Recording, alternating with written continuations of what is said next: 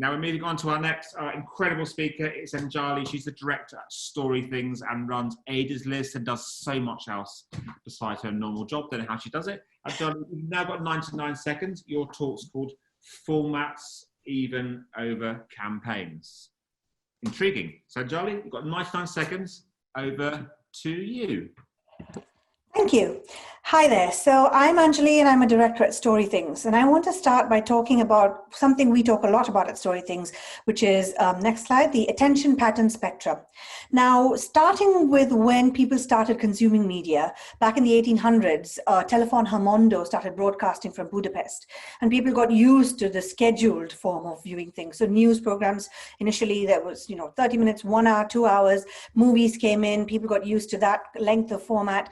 And then 2007, 2008, we started seeing the introduction of the stream or the feed. So thanks to Facebook and Twitter and then Instagram and Snapchat, content that could be consumed in sort of seconds to minutes. That's all you needed. Right now, we're at the complete other end of the spectrum, what we like to call the series end, where it's literally multi-hour binging. And we're probably quite used to that now, thanks to lockdown, where we spend hours on Netflix, we spend hours playing multiplayer online games, whether it's on Minecraft or live streams on Twitch or whatever.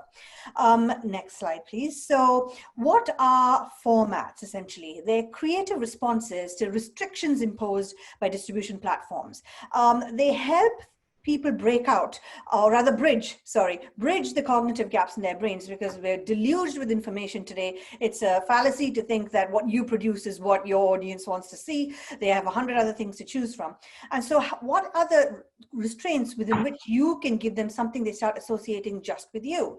Could be a desert island discs, which is where obviously celebrities talk about their favorite music, associating them with specific memories.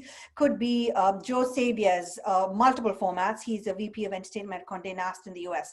And if you haven't seen Billie Eilish's sort of 1 year after interviews where he asks her the same questions years in a row, 3-4 years, I think now, it's amazing.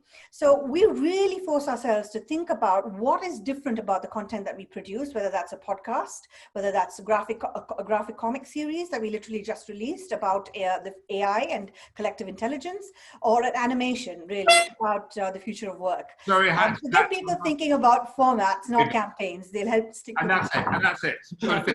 Thank you so much. That was just over, and that was my being today. Thanks so much. Amazing talk and a great thing. A great continuation of our day. So lots of questions coming in, and the first one I've got here is from Yuki, I think it is, who asks, we've seen today that the Telegraph is going to close or slow down its branded content arm, Spark. What do you think of branded content generally and its prospects?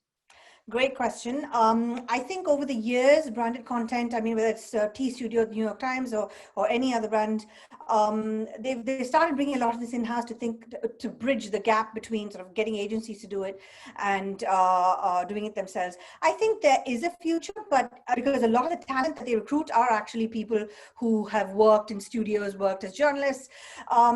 The problem is finding the angle that resonates with people is not easy, because the minute it's branded, it becomes commercial, and commercial isn't what a lot of people want to see. There isn't a lot of brand content that stands out as being memorable because they always have that label to them. We do some work with brands, but it's not officially branded content, because our briefs are always, we do not want to be up front and center.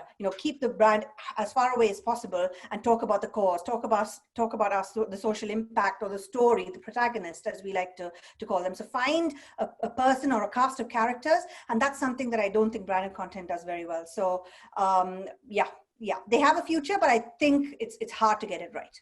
Perfect. Okay, we've got a question here. This is from Alex. Does Anjali see more value in the series side of consumption compared to that of the short burst social media consumption? I think they both have a role, but I think series is where you can really elaborate on your message.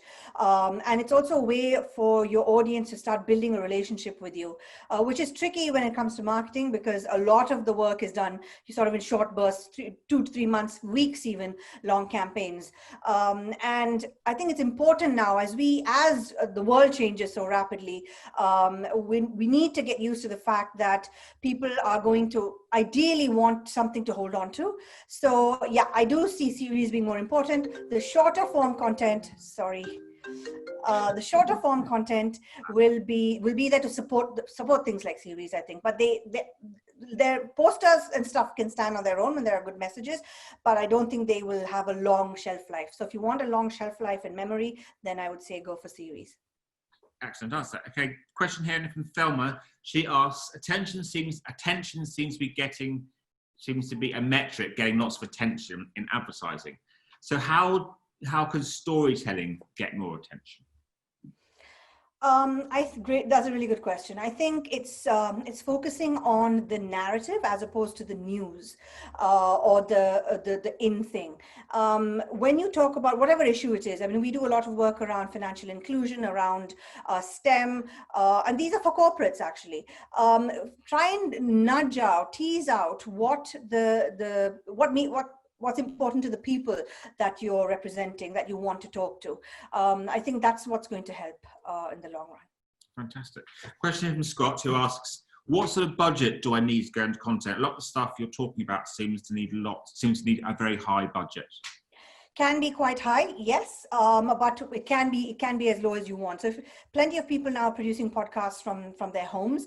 There are a set of things that you need to do to make sure that it looks and sounds professional, but you can do it for as little as a few £1,000s. If you want to go really professional, then that's where you have to start thinking about things like script writing, working with talent in front of the screen, for example. That's expensive because obviously celebrities cost a lot when you want to feature, but it's the stuff that's behind the screens that's more important. And we do a lot I would say, I've worked at the media agencies and the like, so I would say for not a lot of money.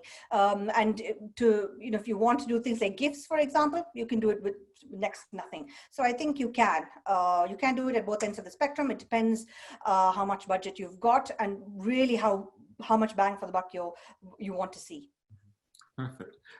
Question here from Gregor, who says, should I be looking to build talent from within my own company? I think so. Yeah. If so, how? Yes.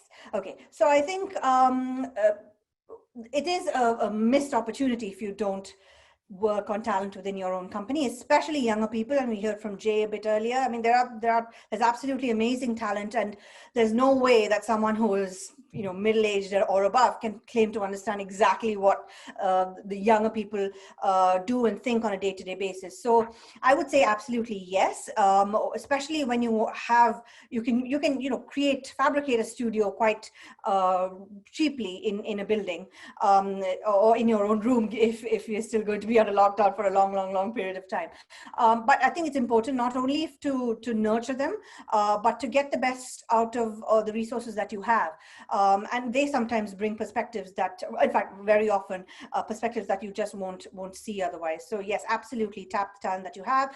You can do it cheaply by there are lots of online courses. Get them to join communities. We actively recommend our talent in-house. We have a brilliant designer.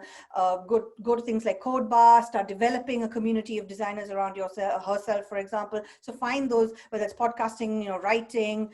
London Screen Academy is one where underrepresented writers are being developed. I mean, there are lots of places you can give them access to resources where in a way that they'd want to stay with you while you develop them. Yeah. Fantastic. Lots of great tips there and great 99 second talk. Thank you so much. Thank you.